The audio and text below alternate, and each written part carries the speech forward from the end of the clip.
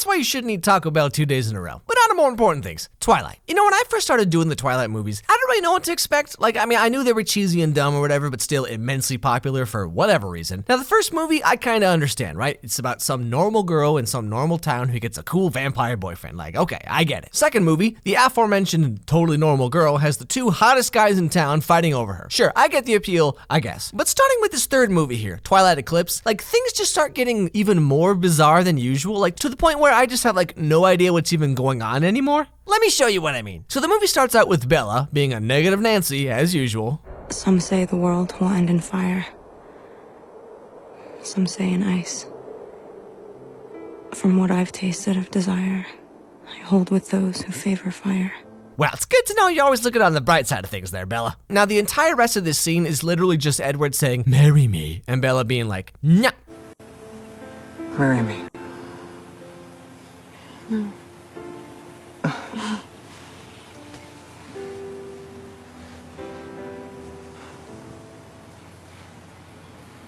Marry me.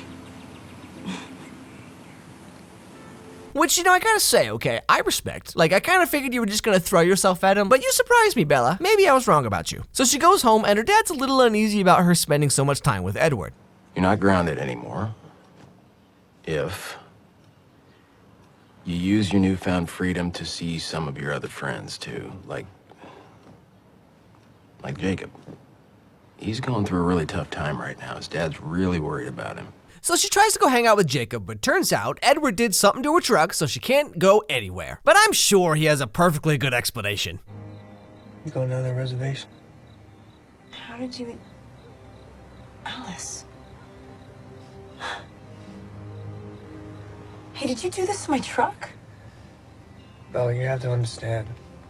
Your safety is everything to me. You know, I believe the technical term for this is big red flag. I won't let you go anywhere. I'm just trying to keep you safe. It's only because I love you. Anyway, so later, Edward takes Bella to school, and we finally meet Jacob, who for some reason just gets the most, like, over-the-top introduction.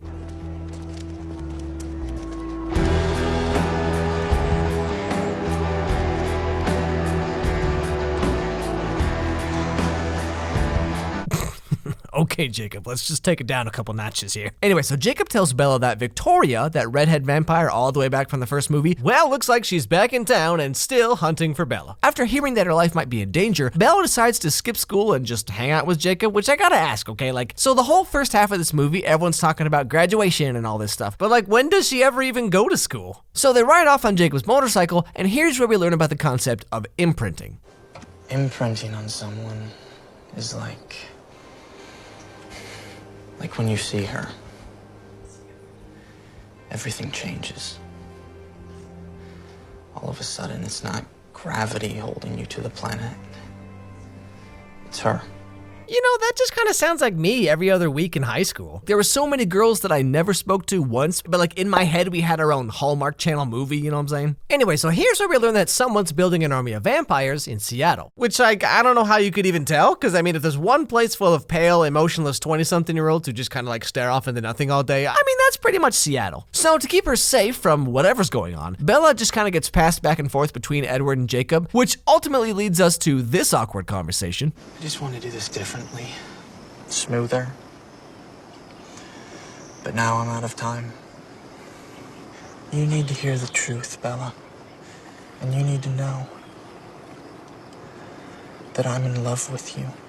You know, Jacob, real talk, I think your biggest problem is that you're just stuck in a small town. Like, just try going anywhere else, because, like, the world's a big place, let me tell you. It's like when you're in high school and you think that this girl is a 9 or that guy's a 10 or whatever, but then you go off to college, you know, and you're like, never mind. Anyway, so then the conversation continues and somehow gets even more weird. I don't feel that way for you. I don't buy it. What don't you buy? That's how I feel. You feel something else for me.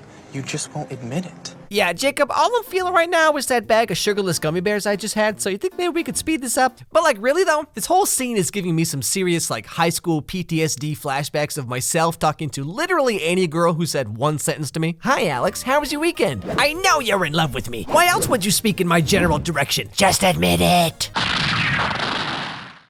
I was not prepared Wasn't prepared for this. Anyway, so then it's finally graduation. Bella somehow gets her diploma, and then we get this little valedictorian speech. This isn't the time to make hard and fast decisions. This is the time to make mistakes. Take the wrong train and get stuck somewhere.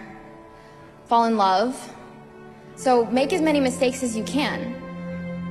That way someday when they ask what we want to be, we won't have to guess. We'll know. Okay, so here's a little advice that no one asked for, but here you go anyway. You're never really gonna feel like a grown-up, and you're never really gonna know what you wanna do. Like, I mean, I've worked so many jobs, I've been homeless, I've just been all over the place. Basically, I just wasn't really good at anything, and then I started making YouTube videos, which I was slightly less bad at, I guess, and then, here we are. So I guess the best, life advice or whatever I could give you would be try to find something that you don't totally suck at, and then just do that. Anyway, so remember that army of vampires from Seattle that we talked about earlier? Well, turns out they're heading down to Forks for the sole purpose of hunting Bella. They must be playing with the blind spots in your vision. Either way, the army's coming and there aren't enough of us to protect the town. Hold up. What damn army? Newborns. Our kind. What are they after? They were passing around Bella's scent. A red blouse. They're after Bella? It sure seems like everyone everywhere just wants Bella, just little Miss Popular over here, biting her lip into hearts across the world. Anyway, so the awkward conversations continue when Bella goes home and talks to her dad.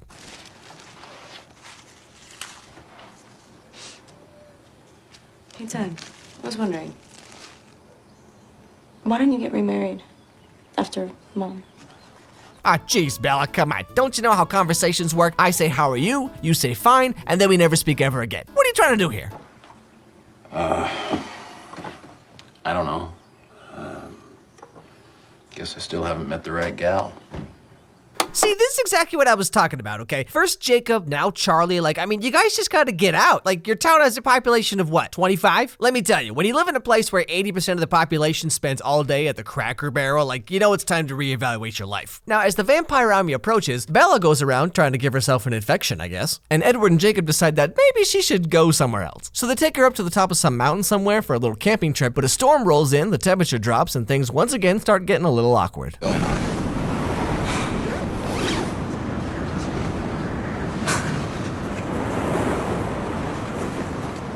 Forget it.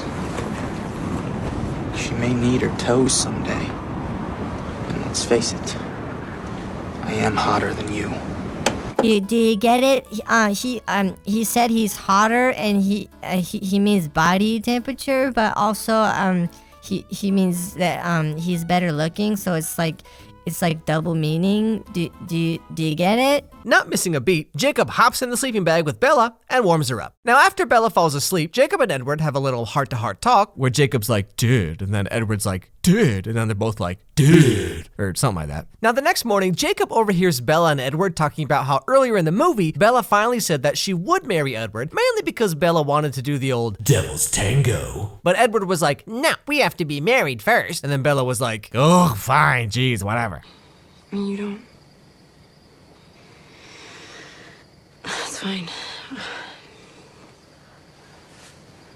Believe me, I want to. I just want to be married to you first. Anyway, so Jacob overhears this and gets all grumpy about it, but Bella, who I guess can't bear the thought of having one less guy in love with her, just kind of throws out one of these trap cards. Maybe I'll get myself killed and make it simple for you. No! Just, Jake, stay. Give me one good reason. Because I don't want to lose you. It's not good enough. Jacob! Kiss me. One of the main points or whatever of these movies is that Bella just kind of stumbles into this world, vampires and werewolves and all that stuff, and really she's just kind of reacting to everything. But watching these movies back now, can we just acknowledge that Bella's kind of stoking a lot of these fires herself? She's just sending all kinds of signals to everyone, but Jacob especially. This whole movie in particular is basically Bella just saying, Jacob, I don't love you the same way you love me, but if you want to dedicate your whole life to me anyway, I'm not gonna stop you. So then the vampire army shows up, and wouldn't you be shocked to learn that Victoria was behind it the whole time? Anyway, there's a big fight. Edward defeats Victoria. Bye, you get the idea. Jacob ends up getting hurt during the fight trying to save Bella, and that's when he decides it's a great idea to maybe try his luck with Bella one more time. He's not as perfect as you think. I know who he is. I'm exactly right for you, Bella. it would be as easy as breathing with me. You know, Jacob, as someone who was friend-zoned by every girl in high school, I was on your side, man. But like, who you trying to fool right now? Bella, I know you're really emotionally vulnerable right now, so you think maybe like I could get past first base? Rosebud. In the end, Bella and Edward are hanging out in a flower field somewhere, like they always do for some reason, having one of their signature bizarre conversations. You're trying to make everyone else happy. But you're already giving away too much. You're wrong. This wasn't a choice between you and Jacob. It was between who I should be and who I am. You know, this is one of those phrases that looks good on paper, but like if you think about it, it just makes no sense. But then, Bella's manifesto continues. I've always felt out of step. Like literally stumbling through my life. I've never felt normal. Because I'm not normal. I could have told you that, Bella. That one time we were making out and you whispered, "Oh, Squidward," like, yeah, kind of figured it out for myself. And that's where the movie ends. You know, something I noticed about these movies is like the way they handle foreshadowing is really odd. I mean, of course, pretty much every movie or TV show or whatever, like they use foreshadowing to some degree, but the Twilight movies just literally tell you the entire plot. Like in the second movie, the whole first half hour or so is spent talking about Romeo and Juliet, which is the exact plot of the movie. And like in this movie, we learn about one of the characters' backstories, and would you believe this turns out to be the exact plot of the movie? Like it's not even foreshadowing, they're just summarizing the plot. Although to be fair, at least it's not as bad as what we see nowadays, where like we have movie trailers that just tell you everything that happens in the movie. Like what's up with that? Now, speaking of the plot, maybe this is just my own personal preference or whatever, but I've always thought that movies and TV shows, or really just stories in general, I guess, are better when the scale of everything is smaller and more focused. Like I said at the beginning of the video, back when it was just Bella and Edward, or even Bella, Edward, and Jacob, or whatever, like it was fine, I guess. At the very least, the story was comprehensible, you know? But like, what even is this movie? Is it a romance movie? Is it an action movie? Like at this point, what is the series even trying to be? At any rate, we only have 2 movies left. Can the series redeem itself in time for the big finale? I assume not, but I guess we'll find out.